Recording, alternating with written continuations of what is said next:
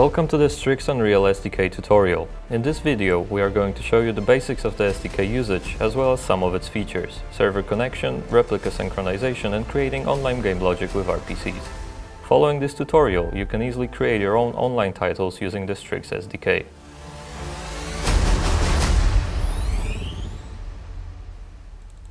In this tutorial, we will talk about plugin installation, server connection, replication and movement synchronization, remote procedure calls, and variable synchronization. This is the sample project we are going to be updating with multiplayer features. It's a simple third-person shooter single-player game. The basic logic for firing your gun, health management, death and respawn already exists, but it's not replicated in any way. This game also contains a health bar that reflects the current health of the player.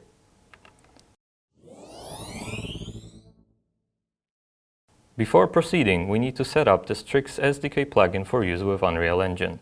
Currently, the installation of the Strix Unreal SDK involves just copying the SDK files to the plugins directory of your project. To check if the plugin was enabled successfully, you should open the Settings plugins window. Strix SDK should be visible in the project plugins list, like so.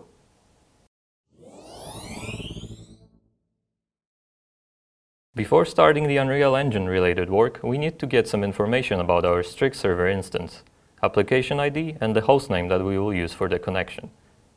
This is the web interface of the Strix Cloud solution, which you can use to create and manage your own servers. In this tutorial, we will be using a previously created application. The hostname can be found on the main view of your application page. The application ID is located in the Information tab. That's all the information we will need for now. We can return to Unreal Engine.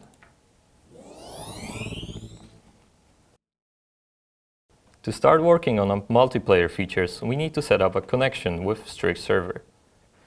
In this example, we'll use the game instance class to create the connection automatically whenever the game is launched.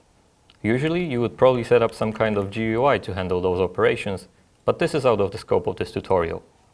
Let's start with creating the game instance derived blueprint, named online game instance in this case. After creating, we want to override the initialize function of the game instance and put our connection logic there. The main entry point of any Unreal game using Strix servers is the initialize Strix network function. It's necessary to call this function before trying to use any of the other Strix SDK functions or components.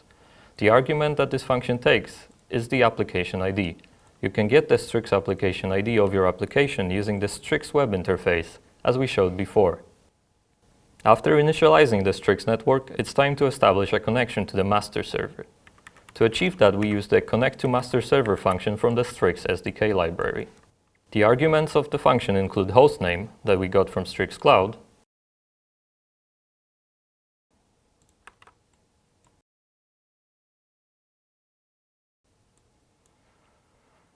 port number, which is 9122 by default,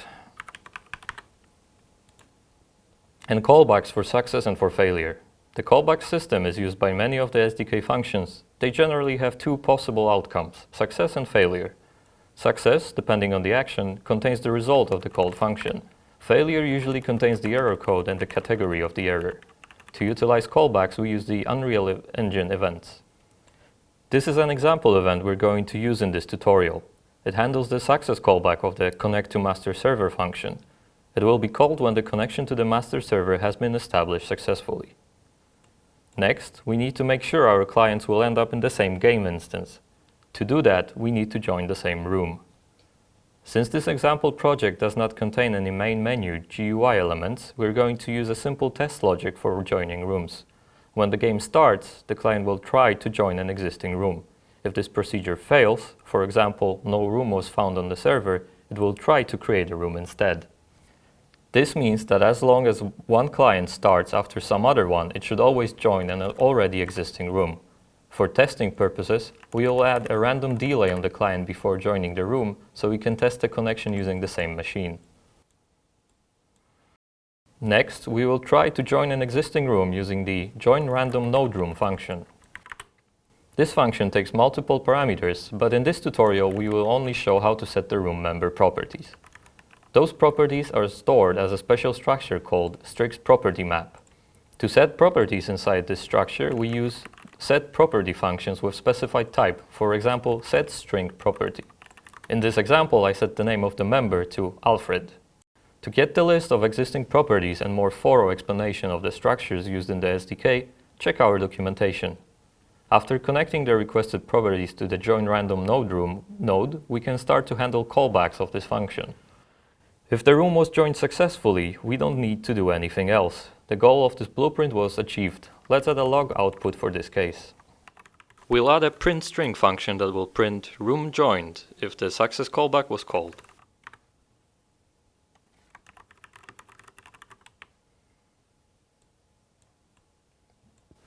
Otherwise, we need to create a new room.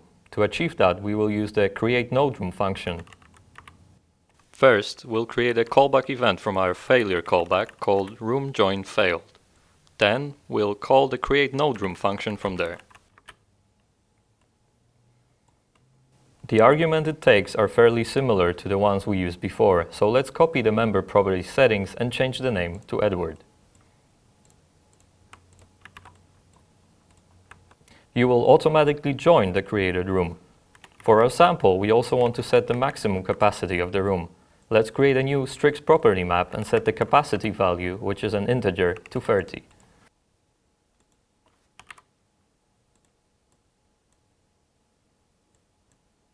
Now let's handle the callback of this function. If the room was created successfully, no more work required. Let's print a log.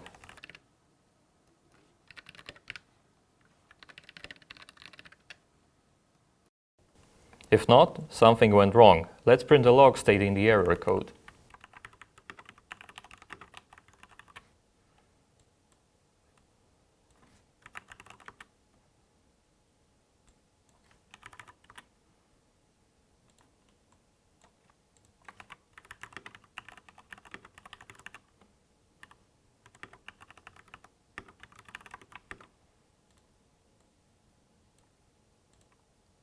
This is all the work required for a simple connection setup. Let's set the project to use this game instance.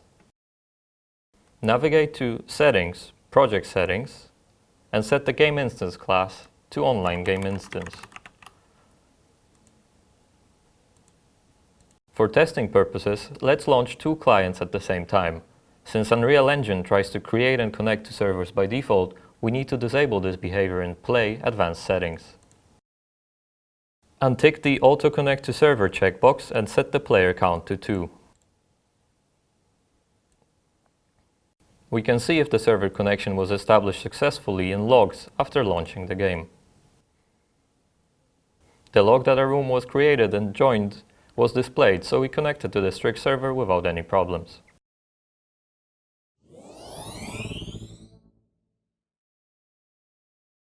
Now that our server connections have been established, let's take care of the character replication. Marking the character for replication using Strix SDK is done by adding a Strix replicator component to a blueprint. Currently, only blueprint classes are supported. Static world objects are not. Let's add the Strix replicator to our character. Now our character will be replicated. This does not mean that the position, rotation, or other properties will. The character will just be spawned on the remote machine. To fix this, we can add another component, Strix Movement Synchronizer. This will enable the synchronization and interpolation of the character's movement. Both of those components have certain properties you can change and events you can use. For example, the rate of the synchronization on the Strix replicator component, or the maximum allowed movement speed on the movement synchronizer. For more details about those components, check our documentation. With both components added, let's have a quick test play. As you can see, both characters are visible and the movement on one screen reflects the actual movement on the other one.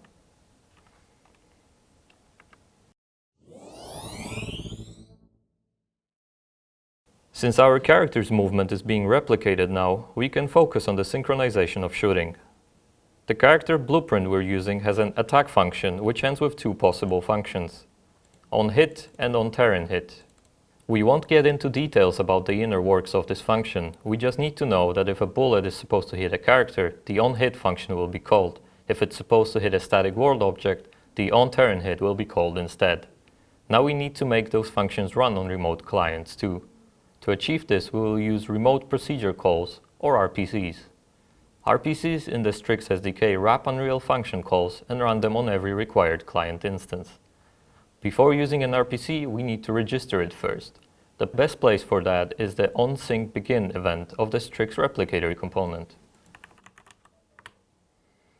The registration takes a target and a function name. If no target is specified, the owner of this blueprint will be used. In the function name, we have to put the names of the functions we want to register, onHit and onTerran hit.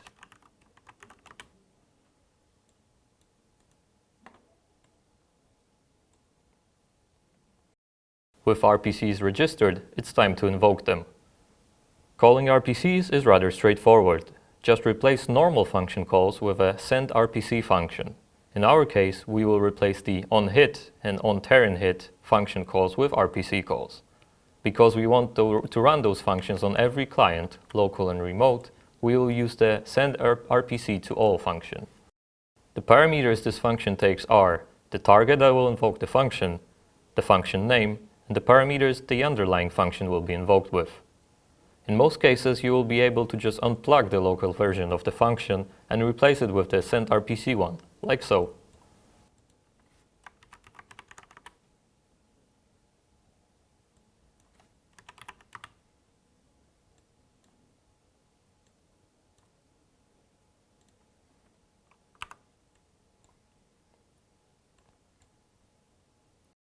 Now we will do the same for the second function.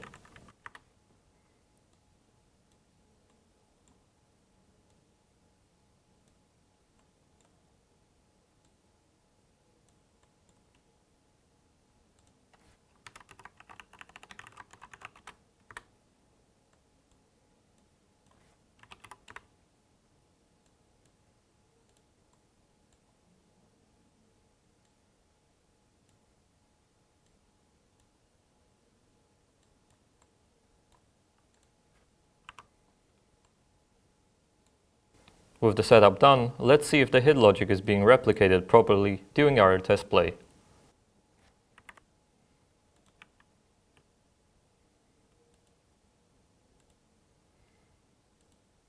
As we can see, the explosions when the bullet hits a wall or a character are visible on both clients.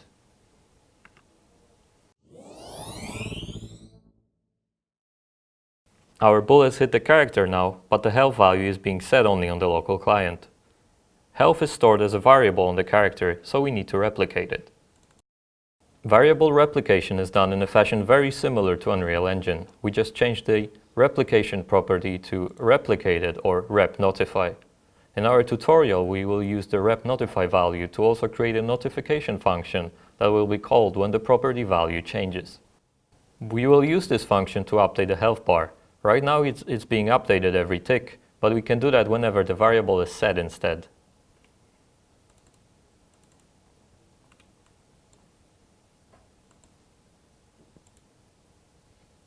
The last thing we want to change is the damage handling. Inside the onHit function, the health of the character is updated. We would like to update the health only on the local instance of this object and let the Strix SDK handle the synchronization. To do that, we will use the getIsOwner function of Strix Replicator.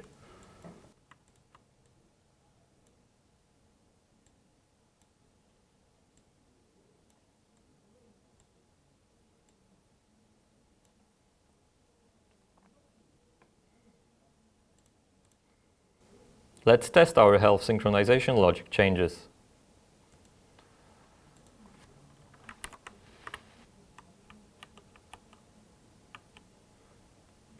The health is now replicated properly and the health bars are updated.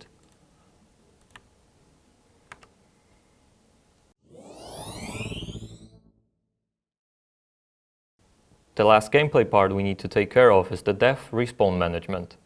Currently, if the character's health is depleted, it will disappear, leaving an explosion behind, and respawn in a random place above the map 3 seconds later. During those 3 seconds, the input of the controller is disabled, so that the character won't move. It's enabled again when the character respawns. We want to run those parts of the game logic only on the local instance, so we will use the getIsOwner function once again. Inside the dive function, we can see the logic for disabling the input. Let's change the logic so that it only runs on local clients.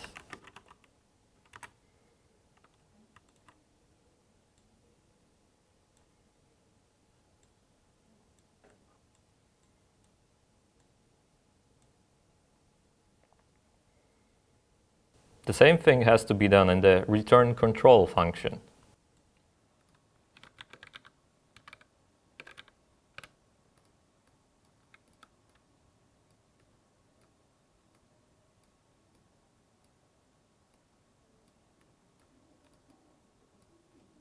The return control function also changes the visibility and collision presets of the actor. We want this part of the logic to run on every machine, so we will use RPCs. Like before, first we need to register the RPC.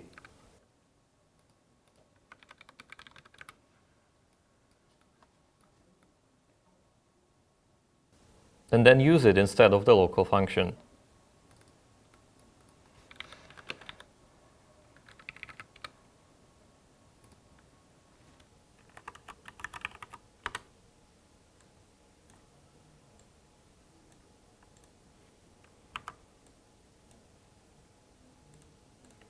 Let's test the added features.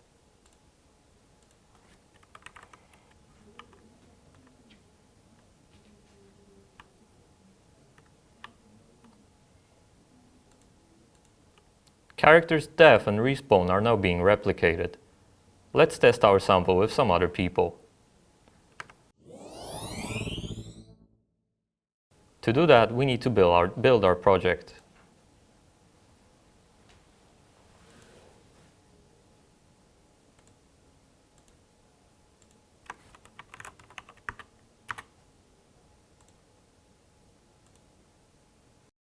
With our project built, let's see if the game runs smoothly with a couple of other players. Alright, we joined the room. Let's find the others. There they are. We are able to see the other players who connected to our game running around, thanks to the synchronization components we added. My character has just died and respawned properly thanks to the RPCs that we set up. As you can see, my health bar is depleting as I am being hit, and so are the other players. All of the online game logic we wanted to add is working properly. Now that we've seen how our project works with 4 players, let's invite some more people to play. We had a pretty hard time getting all of them to line up. We now have around 30 players in our game, so let's see how it runs.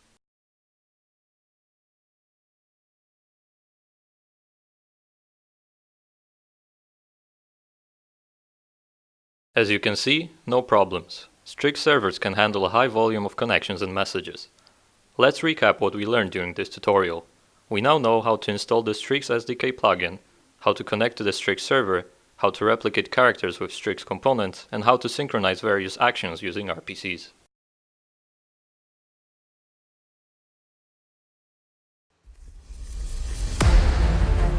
That's it for the tutorial. For more detailed information on components, server architecture, or other topics, check out our documentation. Using Strix libraries, you can create various games. To start working on your own, make sure to register with Strix Cloud. Thank you for your attention, and we hope you will have fun developing your own online games with the Strix Unreal SDK.